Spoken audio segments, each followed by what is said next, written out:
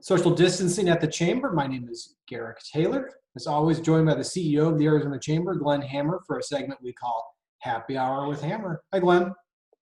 Hi, Garrick. Glenn, I want you to know that tonight's episode marks episode number 70. Congratulations.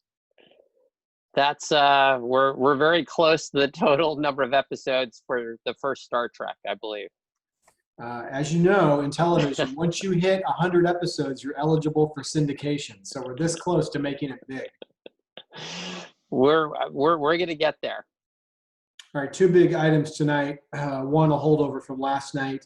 Another item, some good news on the trade front. Let's talk Phoenix City Council first. Tomorrow, in a rare morning meeting, 10 a.m., the Phoenix City Council will come together to consider a package of 3 ordinances proposed by council members Guardado, Pastor, and Garcia. It's bad news for the hospitality industry, all sorts of red tape and mandates. You talked about it last night. Today, big push online from the tourism industry to get folks to turn out to oppose this. You'll be part of those voices opposing this measure tomorrow. Well, led by Kim Sabo and the Arizona Lodging and Tourism Association, the broad-based business community is rallying against these ordinances. The process stinks to high heaven. It's a sneak attack. There was zero consultation with industry groups, and Kim's group has done an exemplary job of putting together standards for her members and others to follow, so that the premises are safe for employees and customers. This is, I would also say that the content of these ordinances are really very problematic as well. And you gotta love when there's a huge exemption in there. If you have basically a unionized contract, then you're okay. So I think that there's just a lot wrong with these. You've got a broad coalition opposing them. The more light that's shine on them, gesundheit, the more water they take on. So right.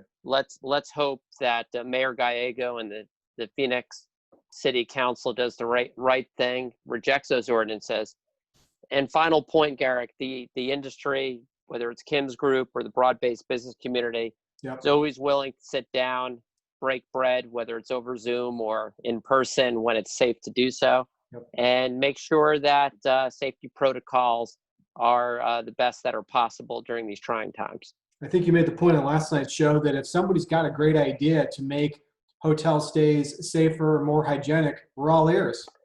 We want to see that happen, Garrick, and we know what will happen. It's not just going to hurt the businesses that are struggling. I mean, the hotel industry has been hit harder than any other sector.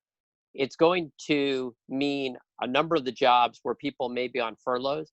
It will mean permanent separation, permanent job loss. Right. We don't want to see that for the workers. And again, we want to see safe workplaces for employees as well as for customers. And this is the time we should be working together, not these types of proposals that come really out of left field, literally, and have no industry consultation.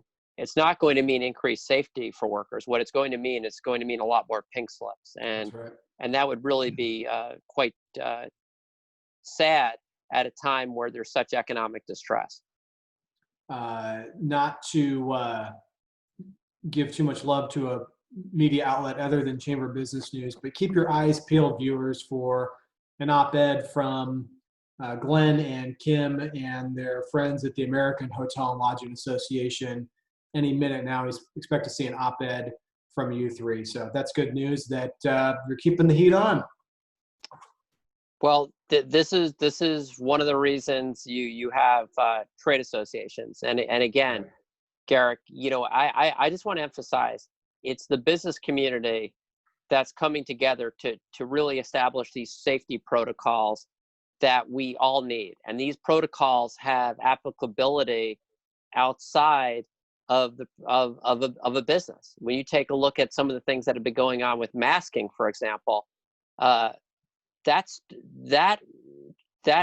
energy in part was driven by a lot of businesses saying, hey, we want to keep our employees safe and our customers safe.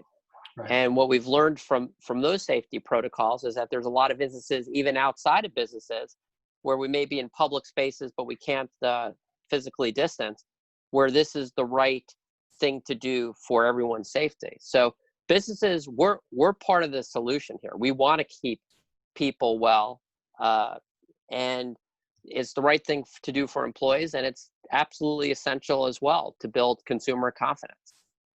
All right, next topic, last topic. Tomorrow's July 1. It's the enforcement date, the official enactment date of the United States-Mexico-Canada agreement. That's a successor agreement to NAFTA. You could argue this is more than 25 years in the making. Some thought we would never get here. Here we are, tomorrow, first day USMCA.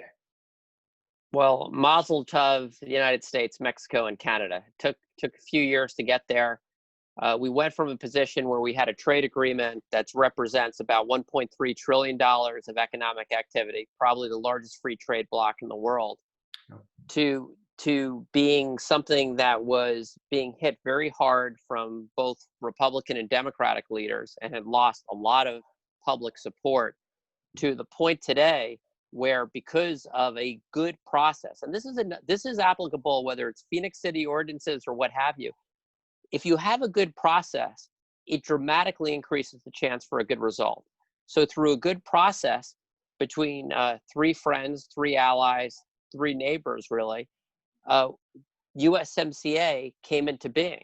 That builds upon a 25-year-old agreement, has brand new chapters in intellectual property or add-ons in intellectual property, digital goods, e-commerce, small and medium enterprises, raises the amount you could sell to Canada and Mexico duty-free, tax-free, without all the regulations, and all three countries overwhelmingly, their Congress or equivalent pass it overwhelming, and it's a very good day. It's a happy day. There are folks who look at USMCA and they could make some additional recommendations, some areas for improvement. But I do think we could all agree that NAFTA was 25 years old. It was time for an upgrade. It was negotiated under Bush 41, approved under Clinton. It's probably time to bring it into the 21st century. It was, and I'm proud of what the state of Arizona did. You know, we know that NAFTA, former Congressman from Tucson, Jim Colby, was one of the authors and drivers of that agreement. The entire delegation in Arizona in the early 90s voted for it, and we fast forward to today, we have the same result. And you take a look at the work that Governor Ducey put into it. Arguably, he was the most active elected official in the United States of America, pursuing the USMCA through his Arizona-Mexico Commission. And as for the state of Arizona, Garrick, our top two trading partners, far and away, Mexico and Canada. Canada's our number one source for foreign direct investment. When borders are normal, Mexico far and away is our number one source for tourism dollars and things like that. So we're building more together. I think there's going to be some great things on the manufacturing side with Skybridge, e-commerce, and the increased de minimis standards. That's going to take off. This is going to be one of the reasons that Arizona's economy will return stronger, is because of this new trade agreement coming into effect July 1. Even in a pandemic, there's probably no state that's better positioned for economic growth under USMCA than Arizona. Not only do we have the right geography and proximity to Sonora, but we've got a business-friendly environment in places like Pinal County, where two of the soon-to-be hottest brands in automotives, heavy trucks and personal vehicles, are getting ready to come off assembly lines. Do these companies make the investment there were it not for proximity to Mexico and free trade? Hard to say, but I like our chances with USMCA than without it. Well, Garrick, wasn't it something else, with the lucid announcement a year or so ago that it was Governors Ducey and Governor Pavlovich from Sonora that came together in Arizona to talk about this modern manufacturing facility, and it was very clear from Lucid that the relationship with Mexico was a key driving force. So you look at other sectors of the economy, you look at mining, consumer electronics, semiconductors, medical equipment. I think we're going to be doing a lot there. Supply chains move from Asia back to here. Yeah. Aerospace and defense. This is, it's obviously a difficult time because we're in a global pandemic. But I would agree, Garrick, no state is better situated than Arizona to benefit from the USMCA, and benefit we will. Great note to end on. Glenn, you've got an early call time tomorrow for the city council. Good luck tomorrow. Thank you, Garrick. All right, we'll see you later.